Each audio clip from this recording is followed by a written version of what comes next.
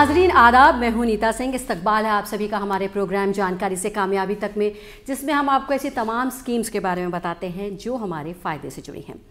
नाजरीन, national education policy 2020 का मकसद हिंदुस्तान में दी जाने वाली एजुकेशन को ग्लोबल प्लेटफॉर्म पर लाना है ताकि Hindustan global academic super power बन सके। इस पॉलिसी में एजुकेशन का जो बोझ है, स्टडी के बोझ को कम करने की पूरी तरह से कोशिश सरकार कर रही है और साथ ही सीखने के तरीके को आसान बनाने के लिए करिकुलम में आर्टिफिशियल इंटेलिजेंस सॉफ्टवेयर का इस्तेमाल किया जा रहा है। साथ ही स्टूडेंट्स अपने पसंद के किसी भी स्ट्रीम में पढ़ाई कर सकते हैं और एक स्ट्रीम के साथ साथ वो दूसरे स्ट्रीम भी पढ़ सकते हैं। स्टूडेंट्स पर बोर्ड एग्ज़ाम्स के बोझ को कम करने के लिए बोर्ड एग्ज़ाम फ्रेमवर्क में भी चेंजेस किए जा रहे हैं, जिससे साल में 2 बार स्टूडेंट्स के एग्ज़ाम लिए जाएंगे। स्टूडेंट्स की बुक्स पर डिपेंडेबिलिटी को कम करने के लिए ई लर्निंग पर भी जोर दिया जा रहा है। इस पॉलिसी का बेसिक मकसद स्टूडेंट्स में क्रिएटिविटी और टेक्निकल एबिलिटी पैदा करने के साथ साथ एजुकेशन की इम्पोर्टेंस को समझाना और उन्हें उनके फ्यूचर के लिए पूरी तरह से तैयार करना है। तो आज हम बात कर रहे हैं नेशनल एजुकेशन पॉलिसी 2020 की, और इस पर बात करने के लिए हमारे साथ मौजूद हैं एक खास मेहमान।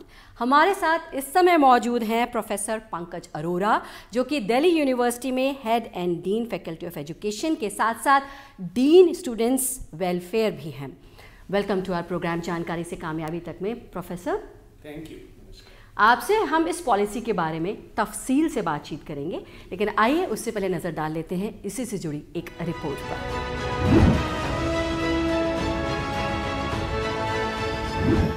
भारत की एजुकेशन और आधुनिक बने, मॉडर्न बने, यहाँ के टैलेंट को भरपूर अवसर मिले। साथियों, इस कड़ी में कुछ दिन पहले देश की नई एजुकेशन पॉलिसी का ऐलान किया गया है। ये पॉलिसी 21वीं सदी के नौजवानों की सोच, उनकी जरूरतें, उनकी आशाओं, अपेक्षाओं और आकांक्षाओं को देखते हुए बनाने का व्यापक प्रयास हुआ है। 5 वर्ष तक देश भर में इसके हर बिंदु पर व्यापक डिबेट और डिस्कशन हुए हैं, हर स्तर पर हुए हैं, और तब जाकर ये नई नीति बनी है। ये सच्चे अर्थ में पूरे भारत को, भारत के सपनों को, भारत की भावी पीढ़ी की आशा आकांक्षाओं को अपने में समेटे हुए नई भारत की शिक्षा नीति आई है। इसमें हर क्षेत्र, हर राज्य के विद्वानों के विचारों को समाहित किया गया है, और इसलिए ये सिर्फ एक पॉलिसी डॉक्यूमेंट नहीं है, बल्कि 130 करोड़ से अधिक भारतीयों की एस्पिरेशंस का रिफ्लेक्शन भी है। साथियों, नई एजुकेशन पॉलिसी के माध्यम से पहले की कमियों को दूर किया जा रहा है। भारत की शिक्षा व्यवस्था में अब एक सिस्टमेटिक रिफॉर्म, शिक्षा का इंटेंट और कंटेंट दोनों को ट्रांसफॉर्म करने का प्रयास है। प्रोफेसर पंकज, सबसे पहले मैं आपसे ये समझना चाहूँगी कि नेशनल एजुकेशन पॉलिसी 2020 है क्या? देखिए, नेशनल एजुकेशन पॉलिसी 2020 जिसकी आपने चर्चा की, एक बहुत ही unique education policy for the country है। इससे पहले हमारे पास 2 राष्ट्रीय शिक्षा नीति आई 1968 में और 1986 में।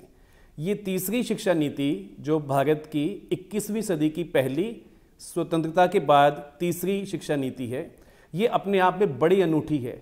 बहुत सारे कारण हैं इसके, लेकिन मोटी मोटी अगर हम चर्चा करें तो इसमें एक मुख्य कारण है कि ये शिक्षा नीति भारतीयता की समझ को प्रोत्साहन देती है, भारतीय मूल्यों की जानकारी को प्रोत्साहित करती है और भारतीय ज्ञान परंपरा को आगे बढ़ाना चाहती है। लेकिन साथ ही साथ ये शिक्षा नीति 21st सेंचुरी के जो चैलेंजेस हैं युवा पीढ़ी के, रोजगार से संबंधित हैं, स्किल एनहेंसमेंट से संबंधित हैं, उनको भी बैलेंस करने की बात कहती है। तो राष्ट्रीय शिक्षा नीति मेरी समझ में as a student of education, अगर मैं इसको एनालाइज करता हूँ तो मैं पाता हूँ कि पुरानी किसी भी शिक्षा नीति ने Indian knowledge system, Indian ethos, Indian traditional values को उतनी समग्रता से स्थान नहीं दिया था जितना इस शिक्षा नीति ने दिया है। इस मायने में ये अनूठी शिक्षा नीति है। प्रोफेसर साहब, जैसे कि आपने बताया कि ये 3rd नेशनल एजुकेशन पॉलिसी है, आपसे जानना चाहेंगे कि किस तरह से ये पॉलिसी बाकी 2 पॉलिसी से अलग है या बेहतर है? जो पिछली शिक्षा नीति हैं या उसके बाद 2009 में जो राइट टू एजुकेशन, शिक्षा का अधिकार आया, इन दोनों को जोड़कर अगर हम राष्ट्रीय शिक्षा नीति 2020 के संदर्भ में समझें तो अब तक हम शिक्षाविदों की एक मुख्य शिकायत थी कि जो बच्चे 6 साल से छोटी उम्र के हैं उनके लिए शिक्षा नीति या फॉर्मल एजुकेशन सिस्टम कोई प्रोविज़न नहीं देता और उन्हें प्ले स्कूल सिस्टम के ऊपर, आंगनवाड़ी सिस्टम के ऊपर छोड़ता है। यही प्रोविज़न आर्टिकल 45 में under directive principles of state policy में भी था कि 6 से 14 वर्ष की आयु के बच्चों की मुफ्त और कंपलसरी एजुकेशन की बात आर्टिकल 45 कहता था। लेकिन राष्ट्रीय शिक्षा नीति ने जो शिक्षा का दायरा है, फॉर्मल एजुकेशन का दायरा है, वो 3 साल से 18 साल कर दिया, यानी कि 15 साल का फॉर्मल एजुकेशन मॉडल दिया, जिसमें आंगनवाड़ी या प्ले स्कूल सिस्टम जिसे हम कहते हैं, अब वो फॉर्मल एजुकेशन में फाउंडेशनल स्टेज के नाम से पहचाना जाएगा। जो किसी भी छोटे बच्चे की शिक्षा के क्षेत्र में जब आएगा, शिक्षा फॉर्मल एजुकेशन में जब आएगा, तो उसकी शुरुआत फाउंडेशनल स्टेज से होगी। और इस फाउंडेशनल स्टेज की जो खूबसूरती है वो दो मुख्य घटकों में है। एक है फाउंडेशनल लिटरेसी और दूसरा है फाउंडेशनल न्यूमरेसी। तो फाउंडेशनल लिटरेसी और फाउंडेशनल न्यूमरेसी के अगर फाउंडेशन हमारा अच्छा होगा, स्ट्रांग होगा, तो ये 2 आधार बनेंगे आगे की शिक्षा को बढ़ने के, आगे की शिक्षा के रास्ते पर चलने के। तो इस मायने में ये पहली शिक्षा नीति है जिसने 6 वर्ष से छोटी आयु के बच्चों को भी उतना ही सम्मान दिया है, उतना ही स्थान दिया है और राष्ट्रीय मौलिक अधिकार जो शिक्षा का 2009 में आया उसका विस्तार किया है। इस मायने में ये अनूठी है। जी प्रोफेसर पंकज, जैसा कि आपने बताया कि अगर हम ये 3rd नेशनल एजुकेशन पॉलिसी की बात करें तो इसमें फाउंडेशन को स्ट्रॉन्ग बनाने पर बहुत जोर दिया गया है। साथ ही आपसे जानना चाहेंगे कि 5+3+3+4 क्या है? ये बड़ा अच्छा सवाल पूछा आपने। अब तक जो भी शिक्षा नीति आई या शिक्षा का जो स्कूली ढांचा था उसमें पहले हमने इंटरमीडिएट स्कूल का एक ढांचा देखा जो 1966 में कोठारी कमीशन ने उसको बदलने का प्रस्ताव दिया और उसको formal education, compulsory education class 10 तक करने का प्रपोजल दिया, 10+2 का मॉडल दिया। 10+2 का जो मॉडल था, स्कूल सिस्टम था, स्कूल स्ट्रक्चर था, वो 1986 की पॉलिसी ने फॉर्मलाइज कर दिया राष्ट्रीय स्तर पे। तो उसका फायदा ये हुआ कि 10+2 मॉडल राष्ट्रीय स्तर पे अपनाया गया। अब पॉलिसी एजुकेशन 2020 एक नया स्कूल स्ट्रक्चर प्रपोज करती है जिसका पहला आधार है, जैसे मैंने अभी बताया आपको, कि फाउंडेशनल स्टेज जो 5 साल का है। जो आपने कहा 5 साल का जो फाउंडेशनल स्टेज है उसके बाद 3+3+4 यानी कि पूरा स्कूल एजुकेशन अब 4 स्टेजेस में रीऑर्गेनाइज्ड होगा। ये पहला स्टेज फाउंडेशनल स्टेज 5 साल का, फिर प्रिपरेटरी स्टेज 3 साल का, फिर मिडिल स्टेज 3 साल का और फिर सेकेंडरी स्कूल एजुकेशन 4 साल का।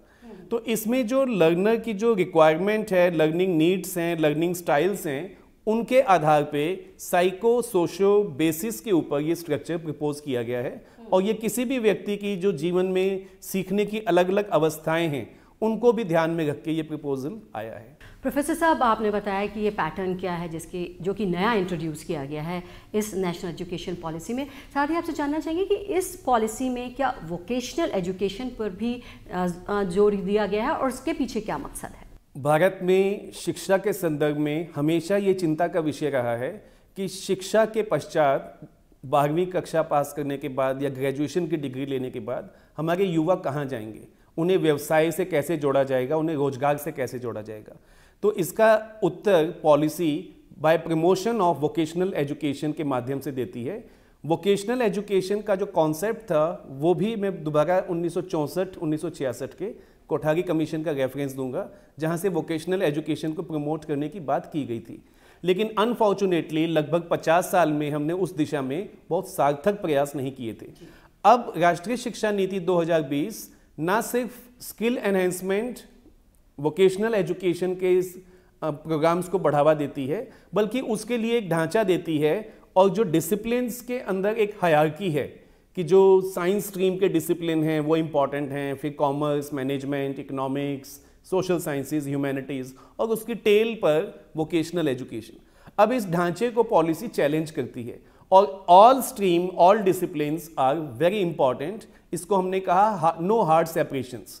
नो हार्ड सेपरेशंस का अर्थ ही ये है कि रोजगार से जोड़ने को प्राथमिकता दी जाएगी और स्कूल को, विद्यालयों को, यूनिवर्सिटी के कॉलेजेस को इंडस्ट्री के साथ जोड़कर vocational training, vocational hands on experience को बढ़ावा दिया जाएगा।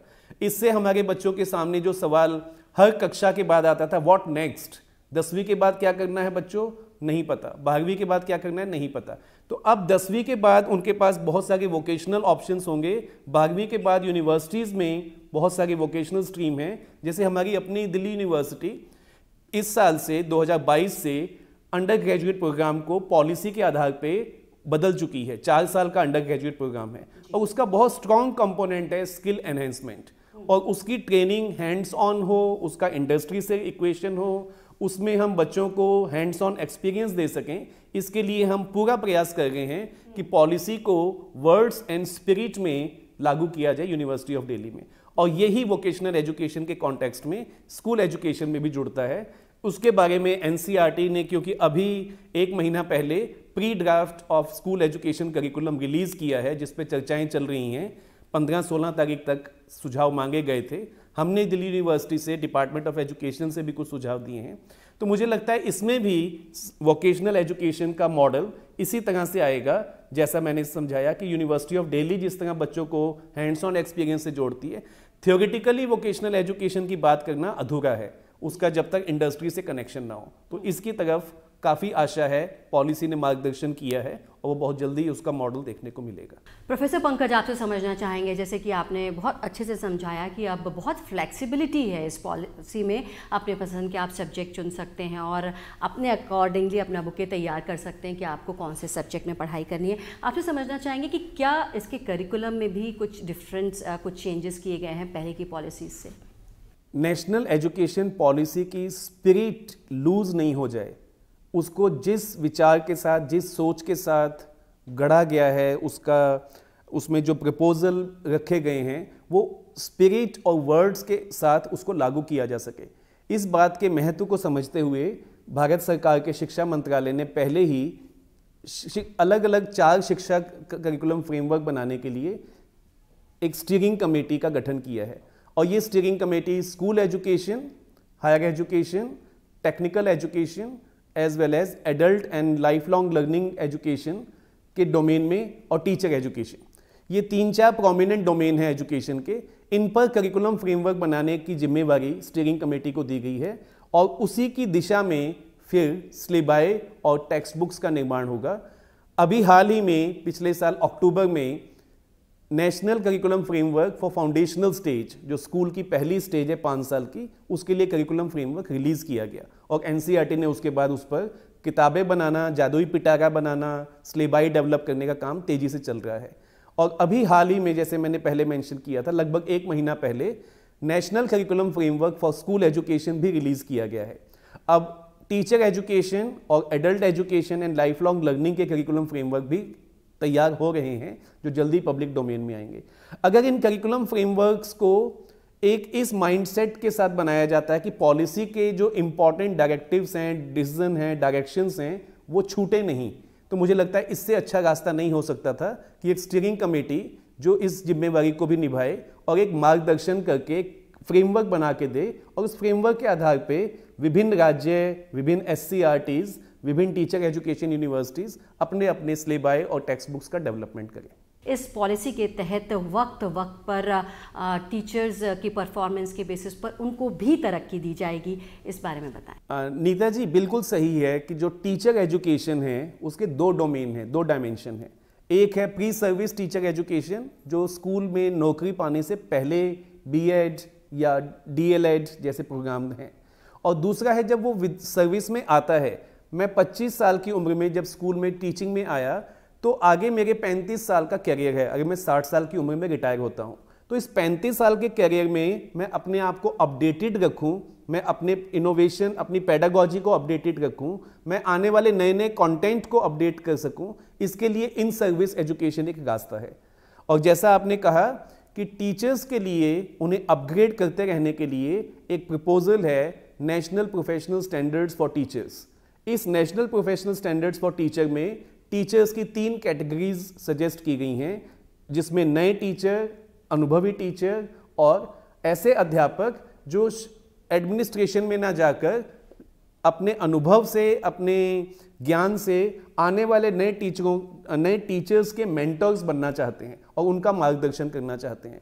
तमाम मालूमात के बाद बहुत से ऐसे व्यूअर्स होंगे जो नेशनल एजुकेशन पॉलिसी को डिटेल में जानना चाहेंगे, तो आइए जानते हैं।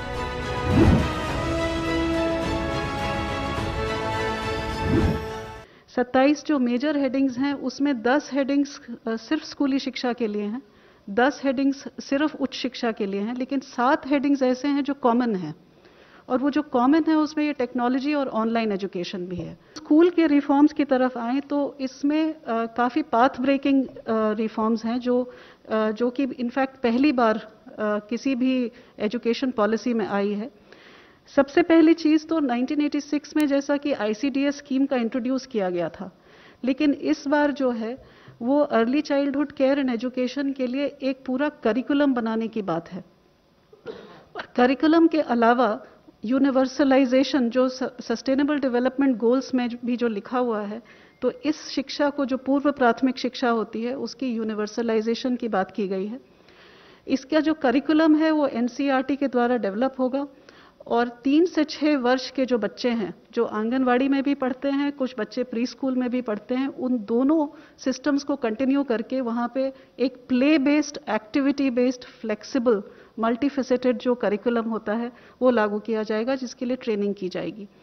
दूसरा जो एक बहुत बड़ा इसमें निर्णय है वो है कि जो बुनियादी शिक्षा होती है, जो बच्चे 6 से 9 वर्ष के होते हैं, जो कक्षा 1 से 3 में पढ़ते हैं, उनके लिए बेसिक लिटरेसी यानी कि साक्षरता, बेसिक न्यूमरेसी जो संख्या ज्ञान होता है, इन दोनों चीज़ों के ऊपर फोकस करते हुए एक नेशनल मिशन सेटअप किया जाएगा जो सिर्फ इस चीज़ के ऊपर फोकस करेगी, और पूरे देश के बच्चों की ट्रैकिंग करके वो बच्चे कक्षा 3 तक फाउंडेशनल लिटरेसी और न्यूमरेसी को अचीव कर लें, ये उसका ऑब्जेक्टिव रहेगा। जो तीसरा बड़ा इसमें रिफॉर्म है वो है जो पाठ्यक्रम का और पढ़ाने के तरीके का जो स्ट्रक्चर है उसमें चेंज है। आप सब जानते हैं कि अभी 10+2 स्ट्रक्चर है, जिसमें जो पहले 10 वर्ष हैं उनका एक तरह से फेज वाइज करिकुलम होता है, फिर सडनली जब आप सेकेंडरी में जाते हैं, +2 में जाते हैं, तो सब्जेक्ट जो है स्पेशलाइजेशन होने लगती है। यहाँ पर जो हम सिस्टम लेकर के आए हैं वो 15 वर्ष का जो आप देख रहे हैं 5+3+3+4, उसमें 3 वर्ष तो पूर्व प्राथमिक हैं, मतलब 3 से 6 वर्ष जिसका पाठ्यक्रम बनेगा, और जो 12 वर्ष हैं उनको इस तरह से डिवाइड किया है कि वो कंटिन्यूटी, बुनियादी शिक्षा तक कंटिन्यूटी रहे। मतलब 3 से 6 वर्ष का बच्चा जो है 8 वर्ष तक एक ही पाठ्यक्रम, एक ही तरीके से पढ़ाई करे, play method, discovery method, activity based, experiential learning, ताकि वो फाउंडेशनल लिटरेसी और न्यूमरेसी अचीव कर सके।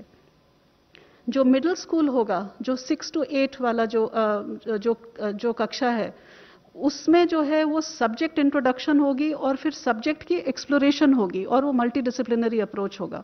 उसी तरह जो +4 लिखा है वो 9th to 12th है। इसमें भी जैसा कि सर कह रहे थे, जैसा हायर एजुकेशन में है, कोई स्ट्रीम्स नहीं है, मल्टी डिसिप्लिनरी होगा। अगर बच्चा फिजिक्स के साथ, जैसा सर ने कहा, फैशन स्टडीज लेना चाहे, बेकरी, कन्फेक्शनरी कुछ पढ़ना चाहे केमिस्ट्री के साथ, इट विल बी परमिटेड। तो ये पेडागोजिकल स्ट्रक्चर चेंज है, इसमें कोई फिजिकल स्ट्रक्चर यानी कि स्कूल की बिल्डिंग को चेंज करने की ज़रूरत नहीं है, ये पाठ्यक्रम में चेंज है।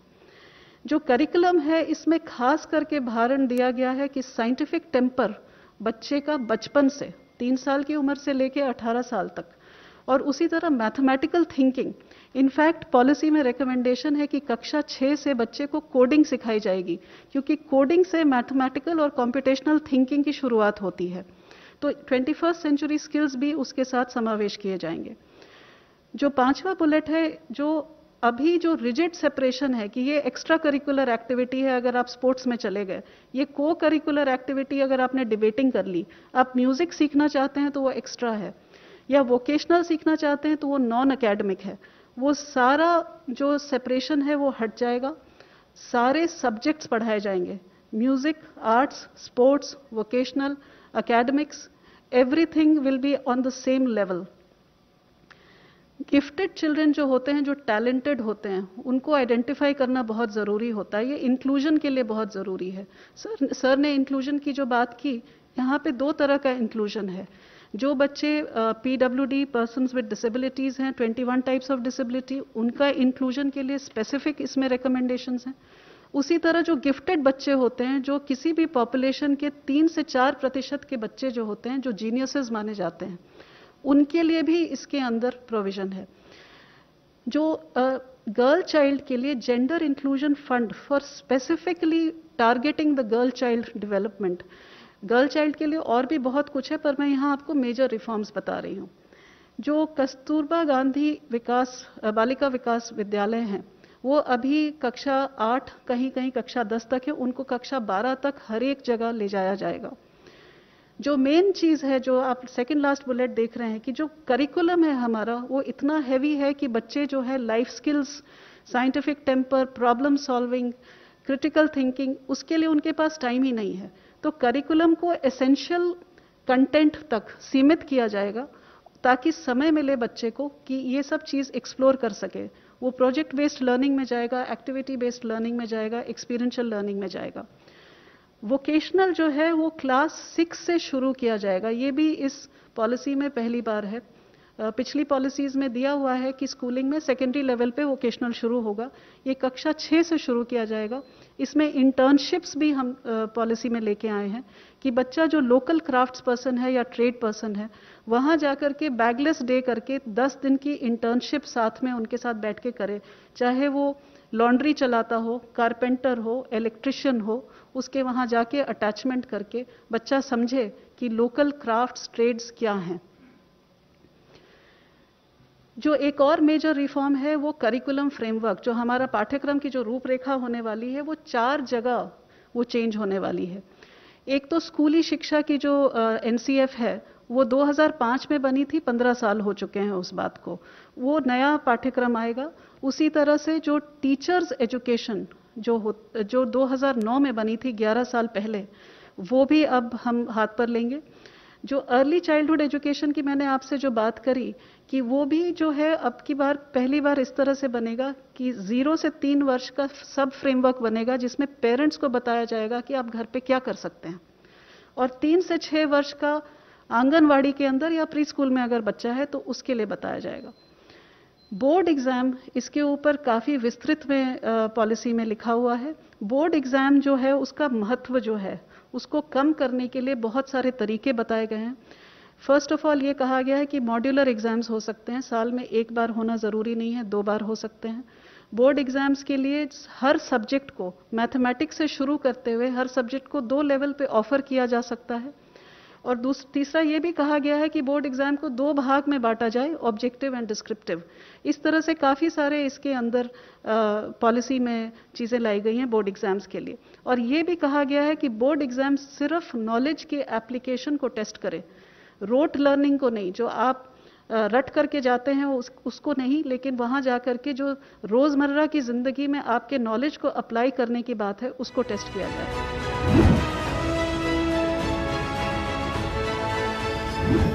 लैंग्वेज एबिलिटी इन्हांसमेंट की बात करें तो NEP 2020 में किस तरह का प्रोविज़न रखा गया है? सबसे पहली बात तो ये है भी अब तक 3 लैंग्वेज फार्मूला चलता था, ज़्यादातर अंग्रेज़ी, हिंदी और एक रीजनल लैंग्वेज ये पढ़ाई जाती थी। NEP 2020 के ज़रिए ये पहली बार हुआ है कि 22 भाषाएं जो 8th शेड्यूल में है कॉन्स्टिट्यूशन के, उनको पढ़ने का स्टूडेंट को मौका मिलेगा। वो अपनी मदर टंग भी पढ़ सकता है, मातृभाषा भी पढ़ सकता है, कोई और भाषा भी पढ़ सकता है। ये पहला एक विशेष मौका है। ये मौका सिर्फ एबिलिटी इन्हांसमेंट कोर्सेज तक सीमित नहीं है। ऐसा ही नहीं है कि उसकी लैंग्वेज की एबिलिटी ही इन्हांस होगी, वो तो होगी ही। उसके आगे भी जो कॉम्पिटिटिव एग्ज़ाम हैं वो भी अपनी मातृभाषा में देने का उसको मौका मिलेगा इस पॉलिसी के ज़रिए। देखिए, NEP लागू होने के बाद बहुत सारे चेंजेस आए हैं एंड मैं यह बताना चाहूँगी that most of these changes are positive changes.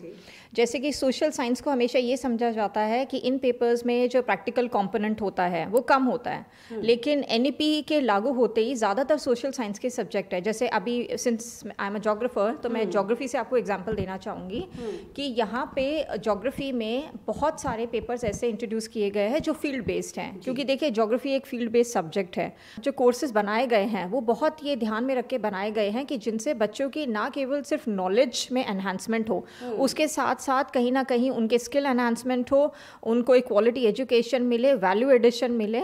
तो ये सारे चेंजेस जो हैं ये मैं बताना चाहूँगी जो हमारे नए करिकुलम के साथ NEP लागू होने से आए हैं, specially in respect to social sciences. मरकज़ी सरकार ने नेशनल एजुकेशन पॉलिसी 2020 की शुरुआत जुलाई 2020 में की थी, जिसकी सदारत हमारे वज़ीर आज़म श्री नरेंद्र मोदी जी ने की थी। मुल्क में वोकेशनल एजुकेशन हासिल करने वाले स्टूडेंट्स की तादाद 5% से भी कम है और नेशनल एजुकेशन पॉलिसी 2020 के तहत 2025 के आखिर तक इस तादाद को 50% करने का टारगेट रखा गया है, जिसके तहत तमाम स्टूडेंट्स को वोकेशनल एजुकेशन दी जा रही है। वोकेशनल स्टडीज़ में बागबानी, मिट्टी के बर्तन बनाना, लकड़ी का काम, बिजली का काम शामिल है। इस पॉलिसी के तहत 6th ग्रेड से 8th ग्रेड तक के स्टूडेंट्स को वोकेशनल एजुकेशन दी जाएगी। इस पॉलिसी के तहत वक्त वक्त पर टीचर्स की परफॉर्मेंस के आधार पर उनको तरक्की भी दी जाएगी। उम्मीद करते हैं ये तमाम जानकारी आपको पसंद आई होगी और इसका फ़ायदा आपको ज़रूर मिलेगा। जी प्रोफेसर पंकज, तो आप जैसे कि कह रहे हैं कि काफ़ी आप होपफुल हैं और काफ़ी ब्राइट फ्यूचर होने वाला है। उम्मीद करते हैं कि नेशनल एजुकेशन पॉलिसी 2020 जिस तरह से बनाई गई है उसी तरह से इम्प्लीमेंट भी हो, और आप जैसे कि कह रहे हैं कि हर प्रॉब्लम का सल्यूशन निकल आता है, तो स्लोली एंड ग्रेजुअली ये इम्प्लीमेंट भी हो रही है। और ये बात तो तय है कि फ्यूचर में स्टूडेंट्स को बहुत सपोर्ट मिलने वाला है और फ़ायदेमंद ये साबित होने वाली है पॉलिसी, क्योंकि शिक्षा की जड़ें भारतीयता में हैं, भारत में हैं, तो सफलता ना आने की कोई वजह मुझे दिखाई नहीं देती। और कमिटमेंट आपकी तरफ से, मेरी तरफ से, सामान्य नागरिकों की तरफ से पॉलिसी को इतना मिला है कि पॉलिसी अपने आप में एक ऐसा दस्तावेज बन गई है जिसकी प्रतीक्षा हो रही है। हम एजुकेशन सेक्टर के लोग तो वेट कर रहे हैं कि कब इसके एक एक करके फीचर्स हमारे सामने आएँ, हमें मौका मिले उसमें पार्टिसिपेट करने का और इस बदलाव का हिस्सा हम बन सकें। प्रोफेसर पंकज, आपने समय निकाला, वक्त निकाला और इतनी वैल्यूएबल इन्फॉर्मेशन हमें दी इस नेशनल एजुकेशन पॉलिसी पर, आपका बहुत बहुत शुक्रिया। आपने मुझे मौका दिया और मेरे विचार आपके माध्यम से शिक्षा के स्टेक होल्डर्स तक पहुंचेंगे, उसके लिए आपका बहुत बहुत धन्यवाद। शुक्रिया। नाजरीन, आज के एपिसोड में बस इतना ही। अगले हफ्ते आपसे फिर होगी मुलाकात, बात करेंगे एक नई स्कीम के बारे में। फिलहाल मुझे और मेरी टीम को दीजिए इजाज़त। आदाब।